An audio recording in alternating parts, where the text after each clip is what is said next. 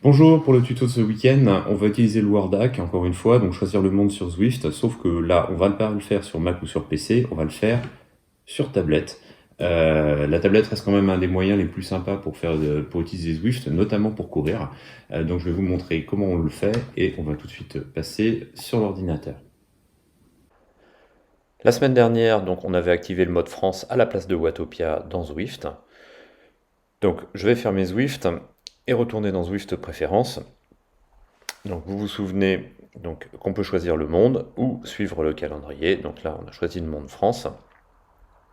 Mais on va regarder un petit peu ce qu'il se passe quand je choisis ce monde France. Donc pour ça, j'ouvre l'explorateur, je vais dans Documents, puis Zwift, et je vais ouvrir le fichier pref.xml. Alors ce fichier, vous pouvez l'ouvrir avec le bloc-notes de Windows ou n'importe quel éditeur texte. Donc c'est un fichier XML, donc avec une syntaxe particulière, donc ça peut faire peur au premier abord, mais voilà, regardez bien ce que vous avez à la fin, cette dernière ligne World 10. Quand je vais modifier le monde choisi dans ZwiftPref, en fait, je modifie le chiffre qui correspond. Donc 11 c'est Paris, pour la France c'est 10, on a vu New York c'est 4. Voilà donc sur quoi se base Zwift en fait pour remplacer Watopia par un autre monde. Donc je bascule sur la tablette, je vais lancer mon compte, on va passer la page d'appairage et donc effectivement par défaut je me retrouve avec Watopia, Londres et le Yorkshire aujourd'hui. Donc je veux remplacer Watopia, donc on va retourner sur l'ordinateur, on va servir d'un petit logiciel qui s'appelle iPhonebox qui permet donc d'aller me connecter sur mon iPad qui est branché donc mode filaire. Je vais pouvoir parcourir les fichiers des différentes applications. Donc je vais ouvrir l'application Zwift. Voilà. J'ai beaucoup de photos et pas mal de fichiers dedans. Mais on va retrouver les mêmes fichiers globalement que sur PC ou sur Mac.